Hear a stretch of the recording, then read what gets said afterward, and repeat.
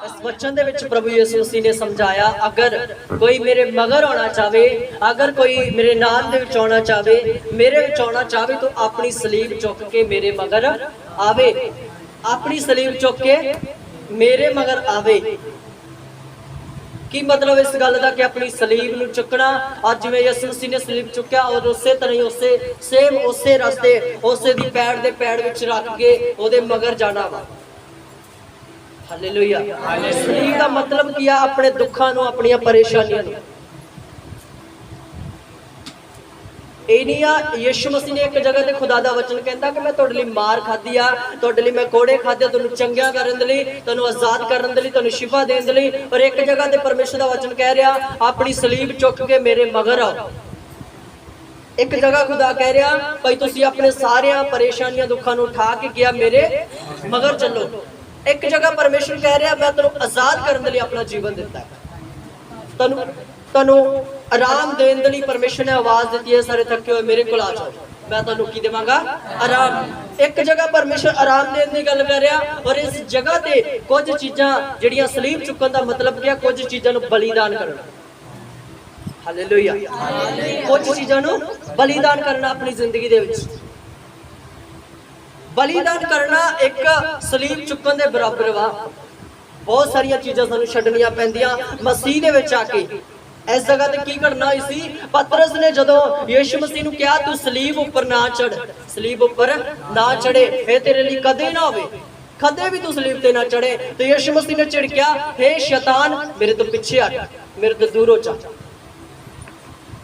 उस जगह तो जदों एक घटना वापरी तो यीशु मसीह ने साफ कह दिता, अगर मेरे मगर आना चाहे तो अपने आप का इनकार करके मेरे मगर चले।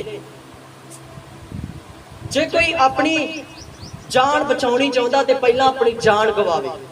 पहला की करे, अपनी जान नूं गवावे, फिर वो जान नूं प्राप्त करेगा। सलीब चुकन का मतलब अपनी कुछ आदतावां नूं छड्डना, कुछ पापां नूं छड्डना।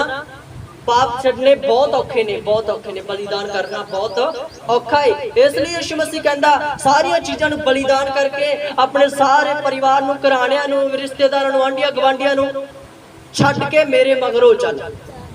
मेरे जिस दिन मसीह आने उस दिन ही विरोधता स्टार्ट हो जाती है।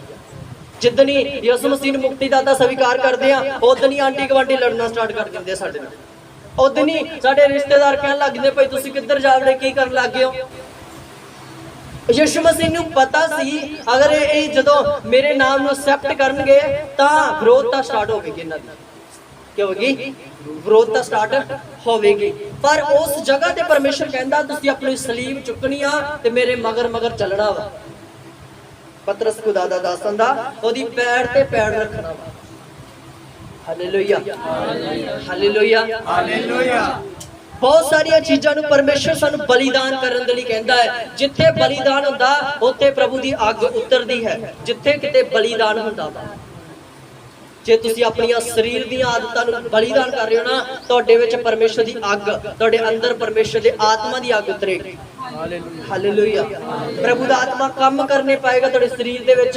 जदों तुसीं किया अपने जीवन दे विच कुछ चीज़ां नूं बलिदान कीता, अपनी शरीर नूं चुक के परमेश्वर दे मगर मगर चले, उस टाइम तुहाडी जिंदगी दे विच परमेश्वर दा आत्मा काम करने पाएगा। फिर तुसीं अपने जीवन नूं बचा सकोगे। मसीह जीवन दे विच बहुत सारे लोग आउंदे आ, पर सारे उस दे विच चल नहीं पाउंदे, क्योंकि जीवन दे विच परमेश्वर सानूं बाहलियां चीज़ां नूं बलिदान करन दे लई कहंदा। कुछ दोस्तां नूं कहंदा इहनूं छड्ड दे पई, कुछ मित्र कोई दोस्त इहो जिहे हुंदे आ जिहड़े सानूं पाप दे वल खिच के लैके जांदे आ, उहनां नूं कहंदा इहनां नूं छड्ड दे। जिन्हां नाल भाई बचपन तो लिहाज आ उहनां ने किवें छड्ड सकदे असीं? इह एक बहुत वड्डा बलिदान है, बहुत वड्डा बलिदान है।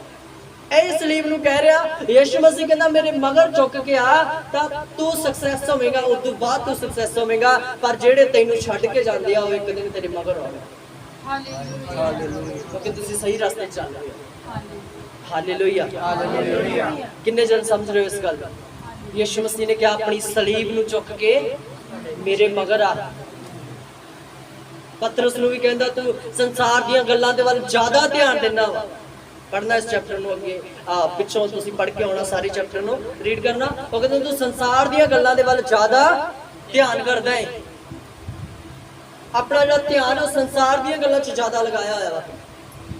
ਪਰ ਜਿਸ ਦਿਨ ਤੂੰ ਆਪਣੀ ਪੂਰਨ ਰੀਤੀ ਨਾਲ ਸਲੀਬ ਚੁੱਕ ਕੇ ਮੇਰੇ ਮਗਰ ਆਏਗਾ, ਉਸ ਦਿਨ ਤੂੰ ਸਕਸੈਸ ਹੋਵੇਗਾ। ਪਰ ਜਦੋਂ ਉਹਦੀ ਜੀਵਨ ਦੇ ਵਿੱਚ ਪਵਿੱਤਰ ਆਤਮਾ ਆਇਆ ਤਾਂ ਉਹ ਸਕਸੈਸ ਹੋਇਆ, ਉਹਦੀ ਸੇਵਕਾਈ ਸਕਸੈਸ ਹੋਈ।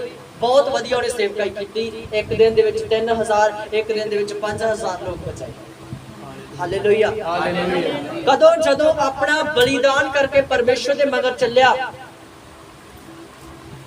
ਪਰਮੇਸ਼ਰ ਨੇ ਅਬਰਾਹਮ ਨੂੰ ਇੱਕ 100 ਸਾਲ ਤੋਂ ਪੁੱਤਰ ਦਿੱਤਾ ਸੀਗਾ, ਔਰ 100 ਸਾਲ ਤੋਂ ਜਦੋਂ ਉਹਦੇ ਪੁੱਤਰ ਹੋਇਆ ਤਾਂ ਬਹੁਤ ਜ਼ਿਆਦਾ ਪਿਆਰ ਕਰਨਾ ਸਟਾਰਟ ਕੀਤਾ। ਉਹਨੇ ਆਪਦੇ ਪੁੱਤਰ ਨੂੰ ਬਹੁਤ ਜ਼ਿਆਦਾ ਪਿਆਰ ਕਰਦਾ ਸੀ, ਕਿਉਂਕਿ ਇੰਨੀ ਉਮਰ ਦੇ ਵਿੱਚ ਉਸ ਨੂੰ ਇੱਕ ਹੀ ਪੁੱਤਰ ਦਿੱਤਾ ਸੀਗਾ ਔਰ ਉਸ ਨੂੰ ਪਿਆਰ ਕਰਦਾ ਸੀ ਉਹ।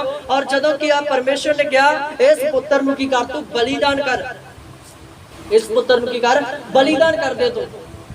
और वो अपने पुत्र ਨੂੰ ਲੈ ਕੇ ਜਾ ਰਿਹਾ ਲੱਕੜਾ ਚੁੱਕ ਕੇ, और उस जगह ਤੇ ਬਲੀਦਾਨ ਕਰਨਾ ਜਦੋਂ ਸਟਾਰਟ ਕਰਦਾ ਹੈ ਤੇ ਪਰਮੇਸ਼ਰ ਦਾ ਰੂਪ ਜਾ ਉਸੇ ਟਾਈਮ। ਹਾਲੇਲੂਇਆ। ਜਦੋਂ ਅਬਰਾਹਮ ਨੇ ਬਲੀਦਾਨ ਕੀਤਾ ਤਾਂ ਪਰਮੇਸ਼ਰ ਖੁਸ਼ ਹੋਇਆ। परमेश्वर तो बहुत खुश है और उन्होंने कहा तू विश्वासियों का पिता है, तेरे जीवन दे विच तेरी पीढ़ी ब्लैस होगी, बहुत ज्यादा आशीषित होगी, क्योंकि उन्हें प्यारा नहीं समझा अपने पुत्र को। परमेश्वर तो वध के कुछ नहीं समझा, परमेश्वर तो वध के कुछ भी नहीं समझा। फर्स्ट नंबर खुदा होना चाहिए साडा, उस तो बाद दियां चीज़ां होनियां चाहिए, उस तो बाद कोई होना चाहिए। हालेलुया।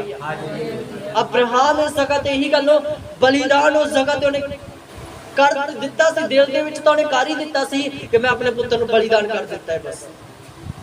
बस जाके उन्हें करना ही सीगा, पर परमेश्वर ने जाके उस नूं रोक दिता उस जगह ते।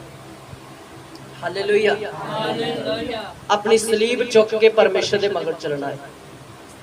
बहुत सारिया रुकावट आउणगियां, बहुत सारे तुहानूं रोकणगे, तुहाडे रिश्तेदार भैण भरा तुहानूं रोकणगे कि तुसीं किधर चल पे हो, बहुत ज़्यादा तुहाडे तों नफरत करनी स्टार्ट करनगे। पर परमेश्वर दे नाल तुसीं परमेश्वर दे नाल चलदे हो ते एक दिन वो शर्मिंदे होणगे और एक दिन वो भी कहणगे ये सही रस्ते जा रहे थे। सच कह रहा, तुसीं शर्मिंदे नहीं होगे कदे, और रिश्तेदार तुहाडे मगर आउणगे, तुहाडे मगर आउणगे, वो सच जाणो। हालेलुया। हालेलुया।